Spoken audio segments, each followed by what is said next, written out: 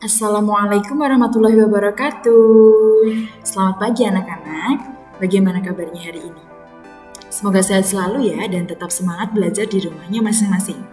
Walaupun kita belajar di rumah secara daring, tapi anak-anak tetap harus membaca buku, membaca materi, dan selalu berusaha untuk belajar mandiri. Begitu ya? Oke, hari ini anak-anak kita akan belajar tentang tema 4, subtema 3, mata pelajaran IPA. Namun, sebelum belajar, marilah kita berdoa di rumah masing-masing dengan membaca surat Al-Fatihah masing-masing ya. Oke, berdoa dipersilakan.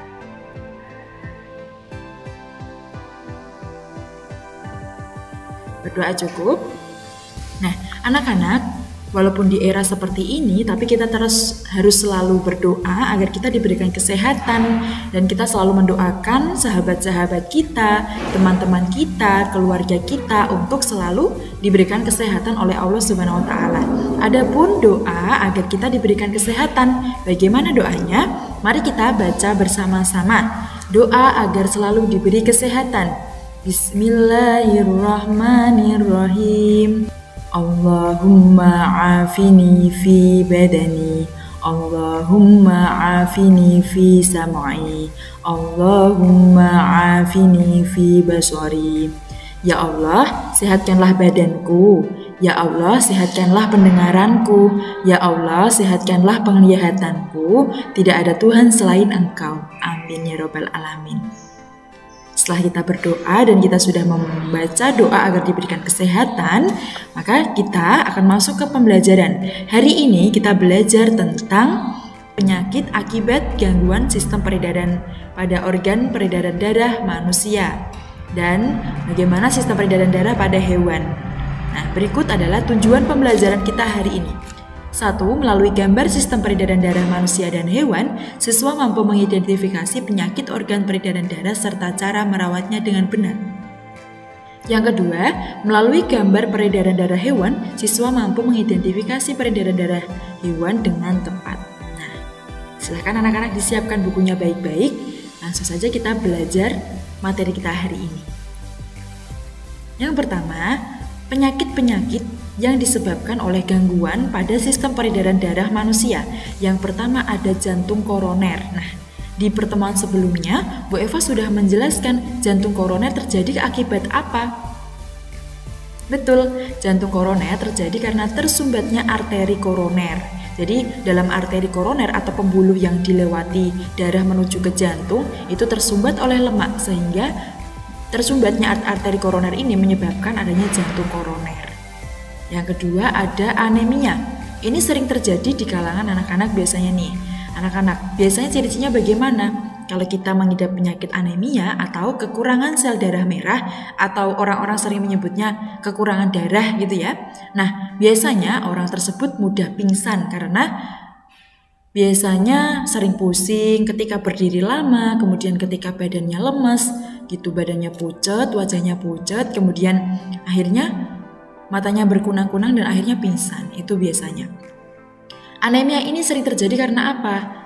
Karena seorang tersebut sering begadang atau pola tidurnya kurang baik, kemudian sering makan makanan yang terlalu pedas, kemudian kurang minum air putih, dan pola-pola hidup yang lainnya yang kurang baik. Nah, makanya anak-anak harus menghindari hal-hal tersebut dengan rajin berolahraga, kemudian harus makan makanan yang seimbang bergizi, kemudian juga pola tidurnya harus dijaga dengan baik ya. Selanjutnya yang ketiga adalah hipotensi atau tekanan darah rendah. Bedanya apa sama anemia? Ya, beda ya. Kalau ini hipotensi berkaitan dengan tekanan darah. Jadi tekanan darah pada manusia yang mengidap hipotensi itu tidak normal atau di bawah standar normalnya. Kemudian miokarditis. Nah, ini penyakit yang disebabkan karena kelainan otot jantung karena ada radang dalam otot jantungnya itu tadi. Selanjutnya yang kelima adalah hipertensi. Kalau hipertensi kebalikan dari hipotensi ya. Kalau hipo adalah tekanan darah rendah, kalau hiper, nah kalau kita sering dengar kata hiper katakan berlebihan ya. Kalau hipertensi artinya adalah tekanan darah tinggi. Nah, biasanya Kalau seseorang yang mengidap hipertensi biasanya mudah marah ini, mudah emosi gitu ya. Karena hal-hal yang mengakibatkan perasaannya tidak enak, maka seseorang hipertensi itu biasanya mudah marah. Nah, ini tekanan darah tinggi.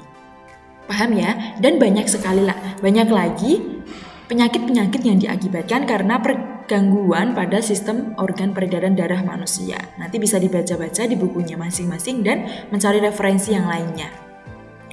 Selanjutnya, nah ini adalah contoh-contoh cara kita agar menjaga kesehatan peredaran darah manusia. Yang pertama adalah kita dengan berolahraga. Jelas kalau olahraga itu bisa menjaga sistem peredaran darah manusia. Akan tetapi perlu diingat anak-anak, kalau misalkan olahraga tentu harus sesuai dengan peraturan atau prosedur yang harus dilakukan. Contohnya, sebelum melakukan olahraga kita harus pemanasan dulu. Pemanasan bisa dengan peregangan otot, kemudian atau istilahnya adalah stretching, kemudian jangan langsung melakukan aktivitas yang berat, nanti malah justru bukannya kita sehat, malah justru akan terjadi cedera, seperti itu ya. Kemudian setelah pemanasan baru kita olahraga, jangan terlalu berat dan memforsir tubuh, nanti takutnya malah tujuan awal kita untuk sehat malah justru berbalik gitu ya. Setelah itu, setelah kita olahraga maka perlu yang namanya pendinginan.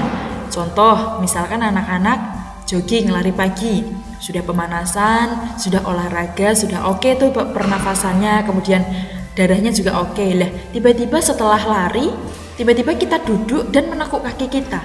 Itu tidak boleh, karena apa? Akan terjadi gumpalan pada darahnya yang mengakibatkan penyakit yang dinamakan varises. Nah, jadi tetap harus diselonjorkan kakinya, kemudian kita harus melakukan pendinginan supaya jantung kita juga tidak kaget gitu ya, biar setelah ngos-ngosan kita lari-larian tiba-tiba langsung berhenti, itu kan nantinya juga tidak maksimal bekerjanya gitu. Selanjutnya yang kedua adalah makan makanan yang bergizi seimbang. Artinya asupan gizi kita juga harus diperhatikan. Jangan makan makanan yang terlalu manis setiap hari atau makan makanan yang terlalu pedas setiap hari. Kemudian misalkan hanya makan roti dan makan lauk saja, tapi kita tidak imbangi dengan adanya susu ataupun minum-minuman yang bergizi begitu ya. Jadi harus tetap seimbang. Dan pola makan juga harus teratur gitu. Jangan misalkan kita sudah makan makanan yang bergizi seimbang, tapi pagi kita makan, siangnya enggak, malamnya makan jam 11. Nah, itu kan tidak baik ya. Selanjutnya, yang ketiga adalah jangan terlalu banyak asupan lemak. Lemak dalam tubuh itu juga bisa berguna bagi kita ataupun juga malah justru menyebabkan penyakit. Contohnya, kalau misalkan kita terlalu banyak ada asupan lemak, maka kita bisa terjadi obesitas, kemudian pembuluh darah kita bisa tersumbat oleh lemak yang mengakibatkan beberapa penyakit pada sirkulasi darah kita. Kemudian ada asap rokok. Nah, ini jelas ya kalau asap rokok itu berbahaya bagi sirkulasi darah manusia. Jadi kita jangan terlalu sering menghirup asap rokok atau bahkan kita menggunakan rokok atau kita mengkonsumsi rokok. Jangan ya anak-anak ya. Kemudian yang terakhir adalah kadar garam dan gula. Kita boleh mengkonsumsi garam dan gula setiap hari, namun dengan porsi yang sewajarnya saja, begitu. Yang terakhir yang tidak ada di gambar di sini adalah pola tidur kita. Pola tidur itu juga sangat berpengaruh pada sirkulasi darah. Contohnya, kalau misalkan kita tidur siang terlalu lama, terus malamnya begadang, itu kan tidak baik. Jadi kita harus seimbangkan antara tidur siang, tidur malam. Kemudian posisi pada saat tidur juga diperhatikan. Misalkan kita tidurnya tengkurap. Nah, dari awal tidur sampai bangun tengkurap terus, itu kan tidak baik untuk kesehatan darah kita juga. Gitu ya.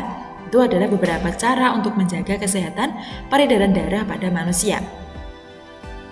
Kita lanjut pada sistem peredaran darah pada hewan. Ada hewan ikan atau Pisces, kemudian amfibi, kemudian reptil, burung atau aves, kemudian yang terakhir adalah mamalia. Nah, kita bahas satu persatu. Coba sambil dibuka LKS-nya masing-masing ya. Untuk sistem peredaran pada hewan ikan.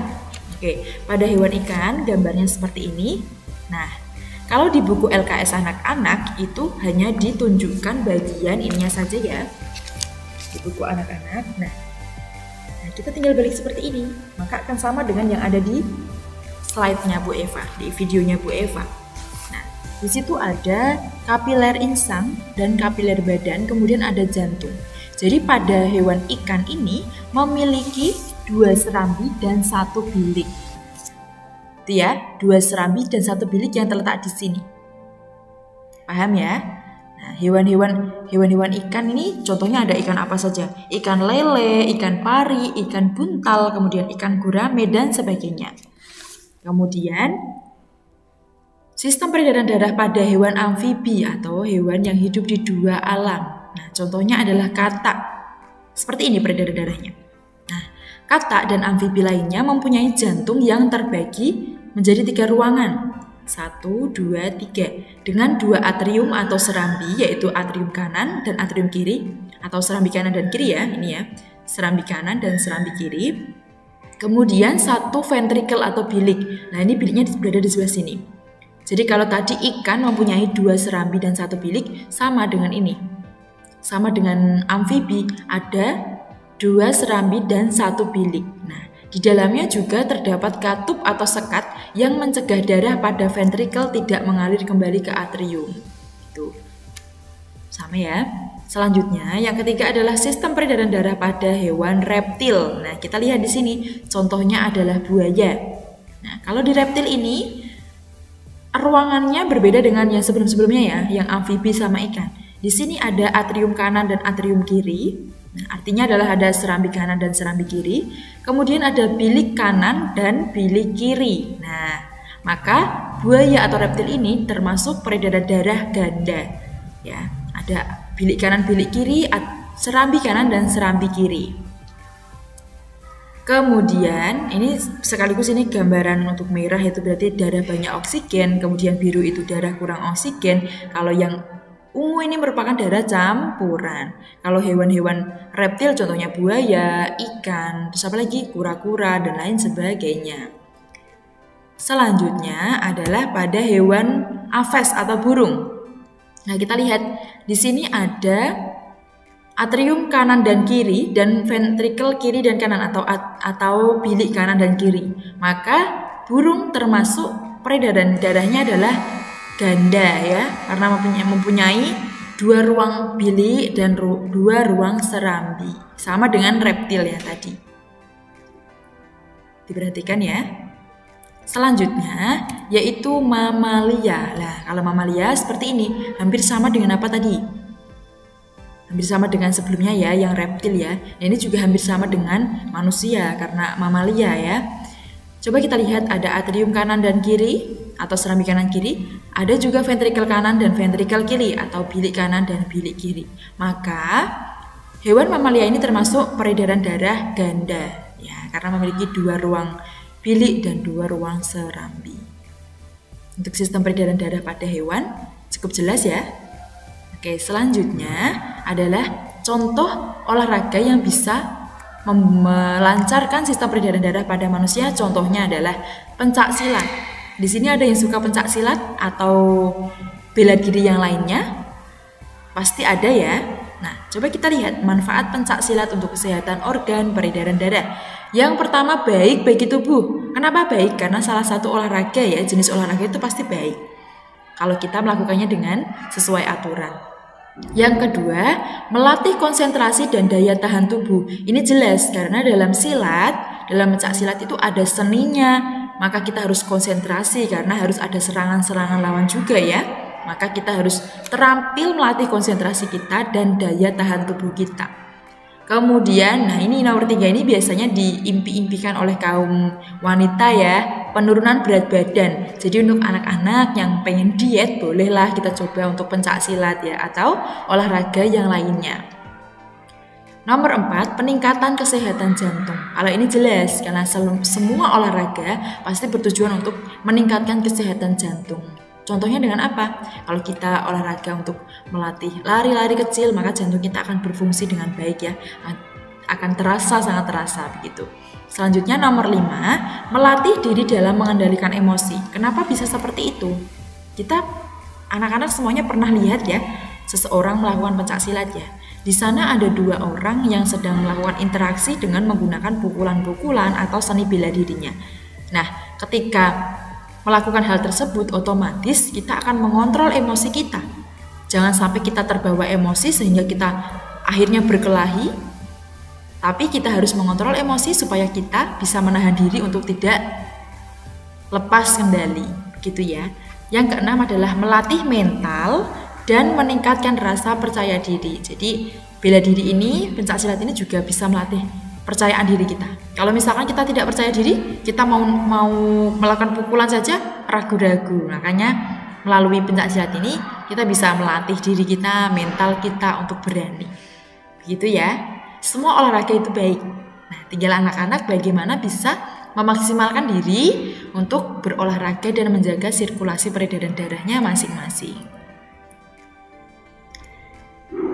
Nah, itu tadi materi tentang gangguan penyebab penyakit yang ada dalam sistem peredaran darah manusia beserta sistem peredaran darah pada hewan. Nah, silakan anak-anak bisa dipelajari lagi, dilihat berulang-ulang video ini, atau bisa dibaca di buku dan referensi yang lain.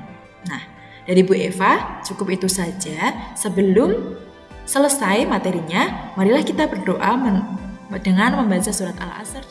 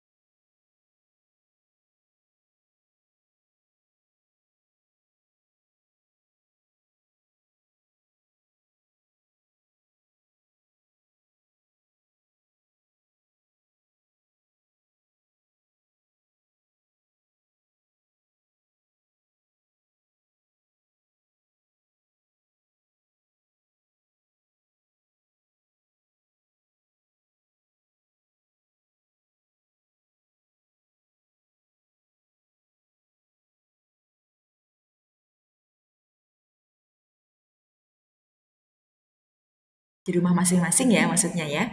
Oke, berdoa mulai. Berdoa cukup. Terima kasih dari Bu Eva, tetap semangat belajar. Wassalamualaikum warahmatullahi wabarakatuh.